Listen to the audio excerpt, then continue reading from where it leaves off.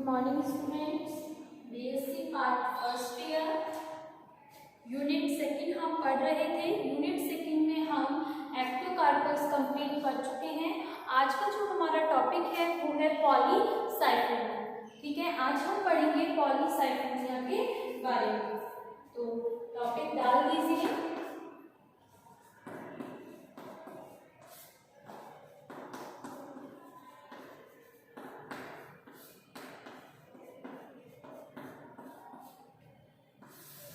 Polysiphonia, ठीक है, ये है टॉपिक, इसको पढ़ेंगे। सबसे पहले हम क्या देखते हैं इसमें, सिस्टमेटिक क्लासिफिकेशन, वर्गीकरण इसका, फिर उसके बाद हम इसकी हैबिटेट, ऑक्यूरेंस मतलब प्राप्ति स्थल, आवास, आवासीय क्या है, ठीक है, इसके बारे में फिर हम पढ़ते हैं। तो इसका सबसे पहले हम क्लासिफिकेशन देखेंगे इसमें।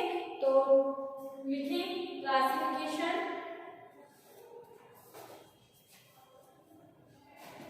पहले हमारे पास क्या होता है, डिवीजन,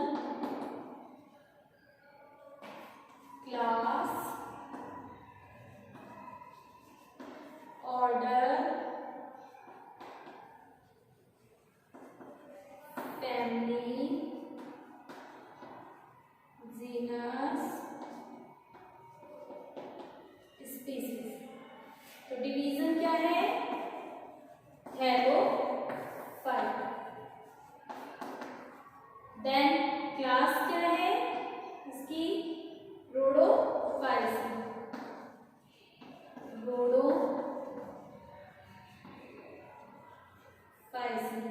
फिर उसके बाद इसका ऑर्डर क्या है, सिरेनियल्स।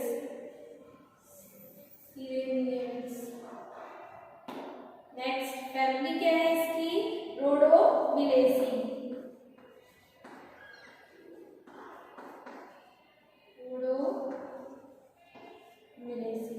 फिर जीनस क्या है, पॉलीसाइफोनिया।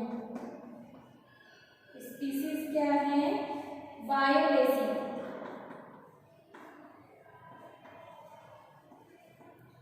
ठीक है, ये कंप्लीटली क्लासिफिकेशन है, इसको नोट डाउन कर लीजिए।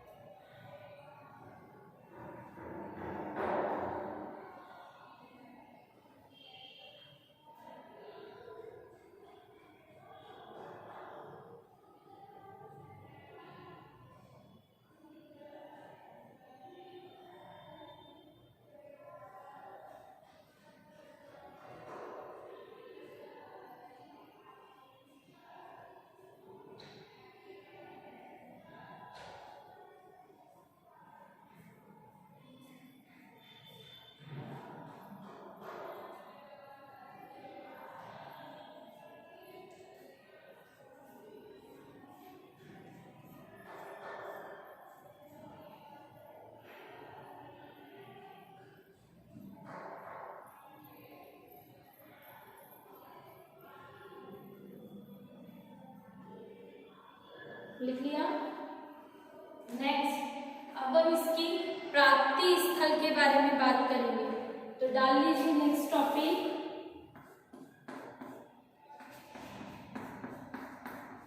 प्राप्ति स्थल।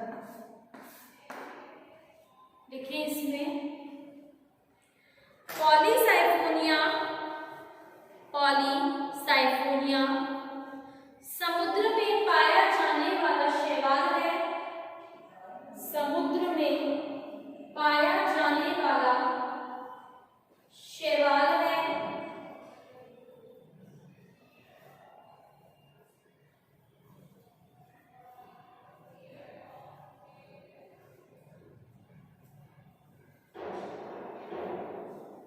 यह है ज्वारीय दलदलों, यह है ज्वारीय दलदलों, तालाबों तथा लवणीय सागर संगम में, तथा लवणीय सागर संगम में बहुतायत से पाया जाता है।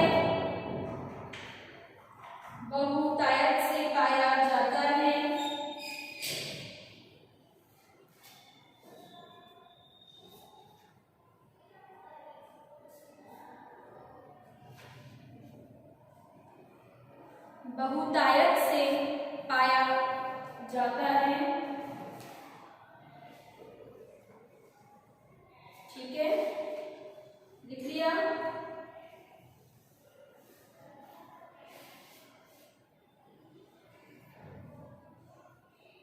नेक्स्ट मान लीजिए थैलस स्ट्रक्चर।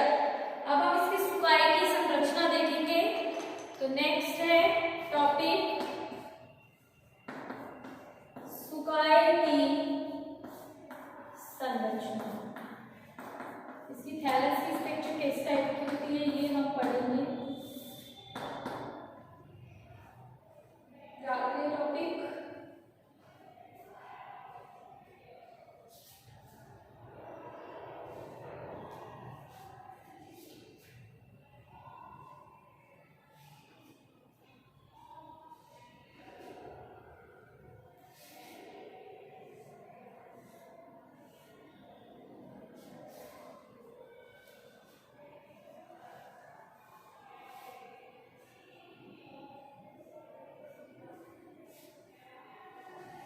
लिखें।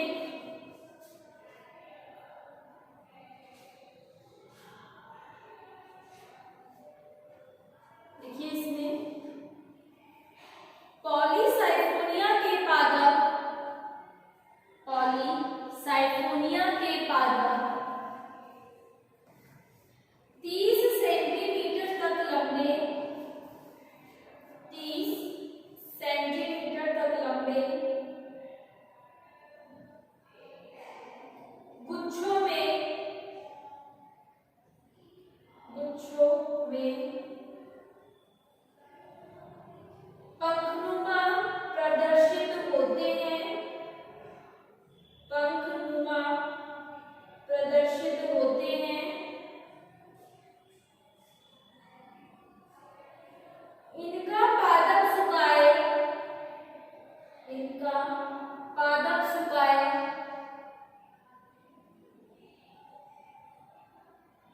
अति शाखित तंतु की प्रकार, अति शाखित तंतु की प्रकार वह लाल रंग का होता है, वह लाल रंग का होता है।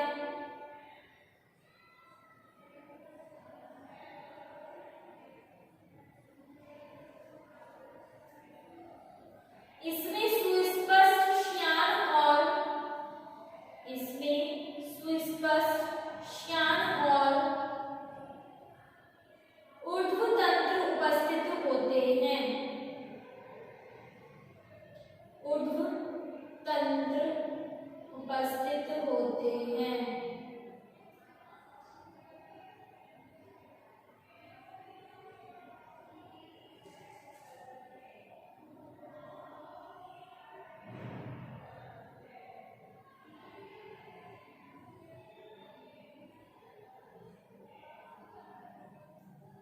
ठीक है, प्रोस्टेट और इरेक्ट सिस्टम होता है इसमें। तो पहले हम पढ़ेंगे इसमें श्यान तंत्र के बारे में और फिर हम पढ़ेंगे ऊर्ध्व तंत्र के बारे में। ठीक है, तो डाल दीजिए श्यान तंत्र, प्रोस्टेट सिस्टम, डाल दीजिए श्यान तंत्र। लिखिए इसमें पॉलीसाइफोनिया में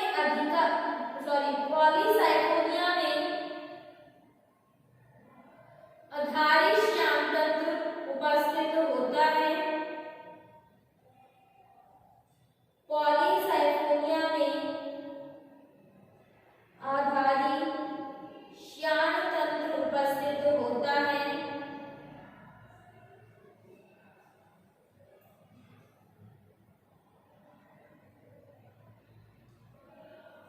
जिसकी शाखा बहुसाइफनी होती है,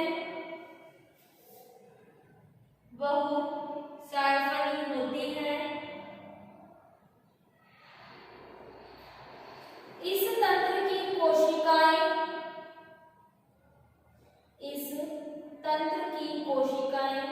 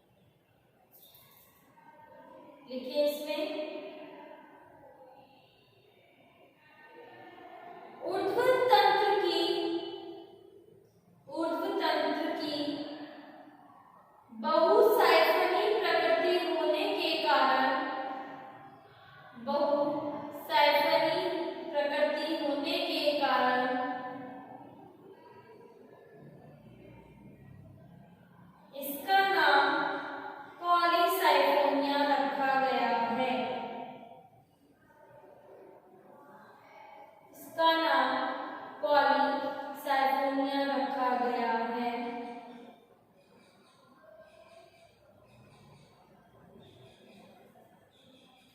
ऊर्ध्वतंत्र निम्न संरचनाओं से मिलकर बना होता है।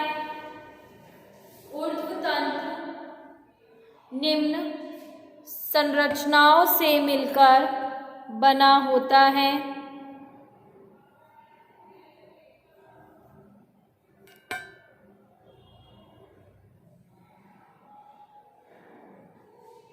पहला, कौन कौन सी होती है वो संरचनाएं? मुख्य अक्ष होता है, ठीक है। मुख्य अक्ष दो भागों में विभाजित होता है। एक तो होती है दीर्घ और असीमित वृद्धि की शाखाएं और दूसरी होती है लघु या सीमित वृद्धि की शाखाएं, ठीक है, मुख्य अक्ष में। तो देखेंगे यहाँ पे जो ऊर्ध्वतंत्र है वो मिलके बना होता है मुख्य अक्ष से।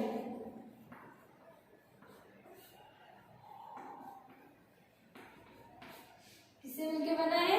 मुख्य अक्ष से। मुख्य अक्ष दो शाखाओं में डिवाइड होता है। एक होती है दीर्घ और असीमित वृद्धि की शाखाएं, ठीक है। तो लिखेंगे यहाँ पे लॉन्ग, दीर्घ और असीमित वृद्धि शाखा। और एक होता है लघु और सीमित वृद्धि शाखा।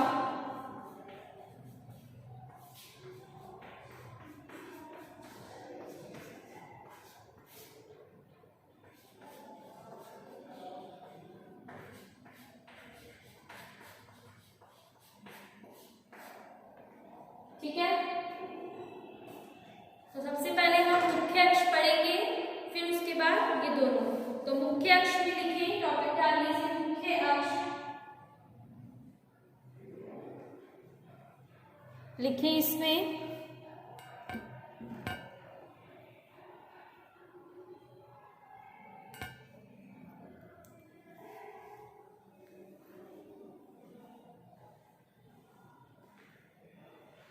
ऊर्ध्वतंत्र के मुख्य अक्ष में, ऊर्ध्वतंत्र के मुख्य अक्ष में बेलनाकार कोशिकाओं युक्त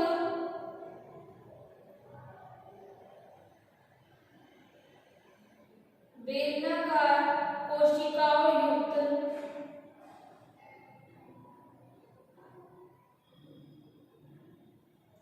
एक केंद्रीय पंक्ति पाई जाती है। एक केंद्रीय पंक्ति पाई जाती है जो 4 से लेकर 24 तक, जो 4 से लेकर 24 तक परिधीय पंक्तियों से घिरी रहती है। परिधीय पंक्तियों से घिरी रहती है।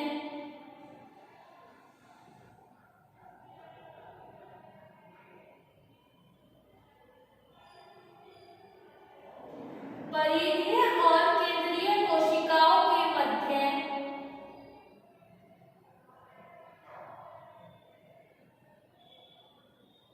परिधीय और केंद्रीय कोशिकाओं के मध्य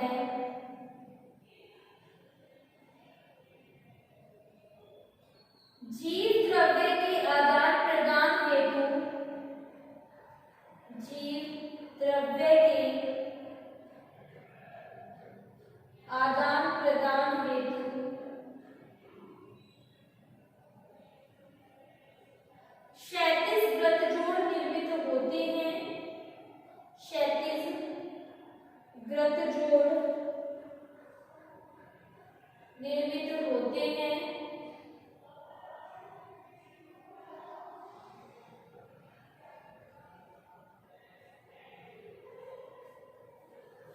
इसमें सीमित और असीमित वृद्धि वाली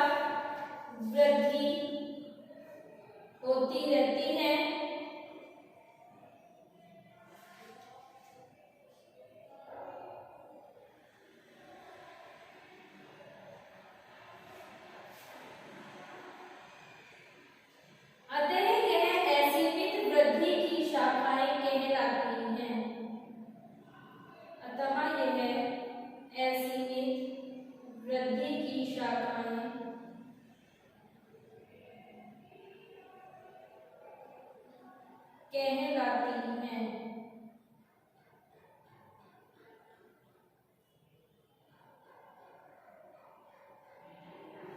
यह शाखाएं मुख्य अक्ष के समान,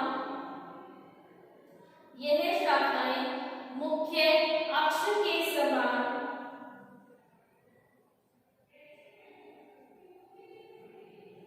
शाखाएं धारण कर सकती हैं, शाखाएं धारण कर सकती हैं।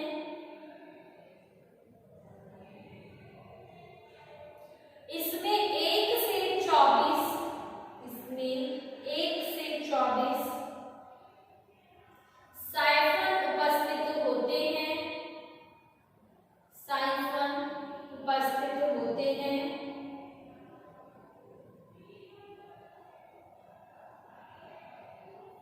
नेक्स्ट, लघु सीमित वृद्धि शाखा।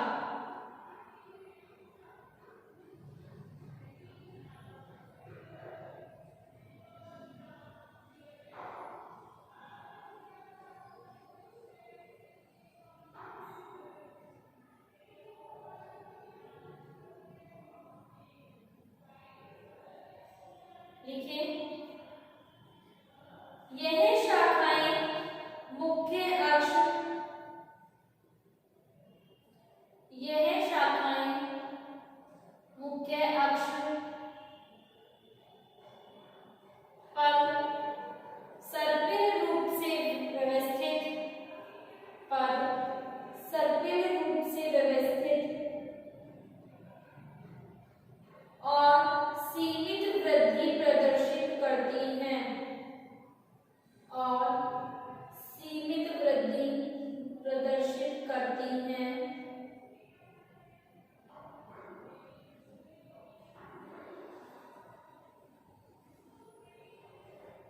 इन शाखाओं में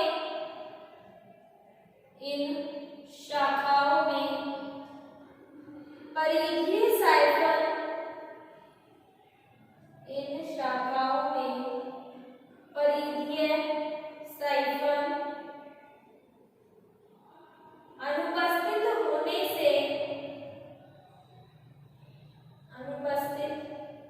होने से केवल एक केंद्रीय साइफन ही, केवल एक केंद्रीय साइफन ही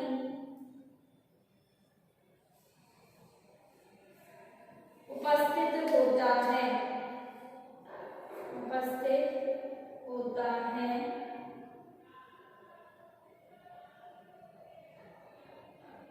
इन शाखाओं में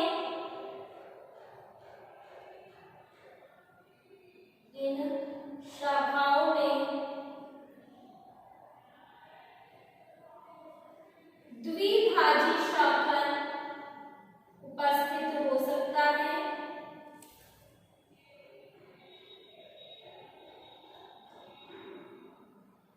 द्विभाजी शाखन उपस्थित हो सकता है।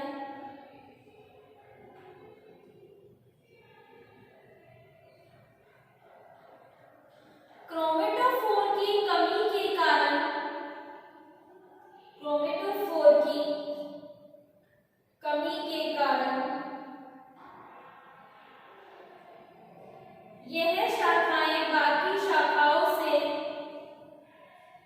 यह शाखाएं बाकी शाखाओं से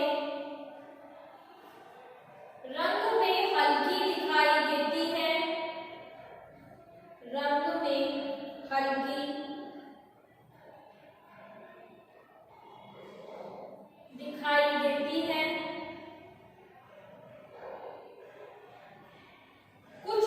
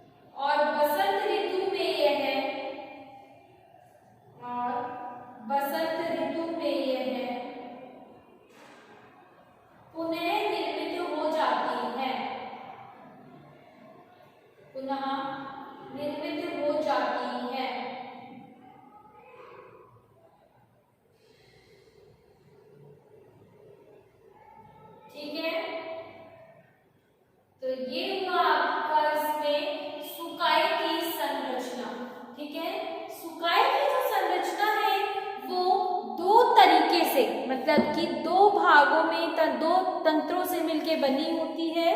पहला कौन सा तंत्र है? श्यान तंत्र। दूसरा कौन सा तंत्र है? ऊर्ध्व तंत्र।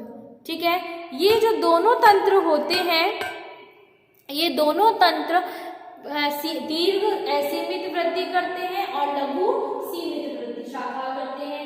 इसमें दो तरीके की शाखा मिलती है।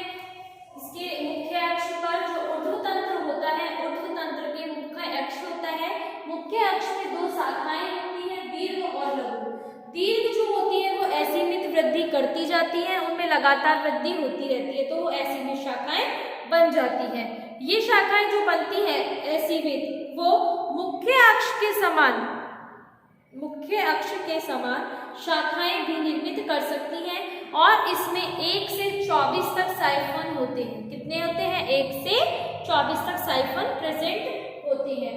फिर आती है लघु और सीमित वृद्धि शाखा। ये शाखा छोटी होती है, ठीक है, और इसमें सीमित वृद्धि होती है। ठीक है, एक मात्रा होती है वृद्धि की, उतनी ही मात्रा होती है इसमें, और ये सर्पिल क्रम में व्यवस्थित रहती है। कैसे क्रम में व्यवस्थित रहती है? सर्पिल क्रम में। और इसमें परिधीय जो साइफन होते हैं वो अनुपस्थित होने से केवल एक केंद्रीय साइफन ही इसमें उपस्थित होता है। कितने केंद्रीय साइफन होते हैं? केवल एक साइफन ही इसमें उपस्थित होता है। और इसमें कम से कम द्विभाजी शाखन भी उपस्थित हो सकता है, जो कोशिकाएं जो होती हैं उनके जननांग धारण कर सकती हैं। ठीक है, कोशिकाएं जो होती हैं वो जननांगों को भी धारण कर सकती हैं। किसको धारण कर सकती हैं? जननांगों को भी धारण कर सकती हैं, या फिर वो कायिक रूप में भी रह सकती हैं। जैसे कायिक विभाजन होता है ना, ऐसे इस प्रकार से भी वो रह सकती हैं। ठीक है, इसमें क्रोमेटोफोर की कमी होती है, इसी की वजह से, क्रोमेटोफोर की कमी होने की वजह से ही यह शाखाएं जो होती हैं वो बाकी शाखाओं से हल्के रंग की होती है। ठीक है, बाकी शाखाओं से कैसी होती है? ये हल्के रंग की होती है। कुछ जातियां होती हैं, बहुवर्षीय जातियां होती हैं, जिसमें रोम जो होता है, जिसमें जो रोम होता है, रोम कारक भी कहलाती हैं। बहुवर्षीय जातियों की जो शाखाएं होती हैं उनमें एक हेयर लाइक स्ट्रक्चर देखने को मिलती है, इसलिए हमने कहा है कि वो एक ट्रिप्लोब्लास्ट, या हम कह सकते हैं कि रोम कारक होती है। शरद ऋतु में यह गिर जाती है और बसंत ऋतु में ये वापस से बनने लगती हैं। ये आपको ध्यान रखना है। अब हम इसका क्या करेंगे? डायग्राम देखेंगे।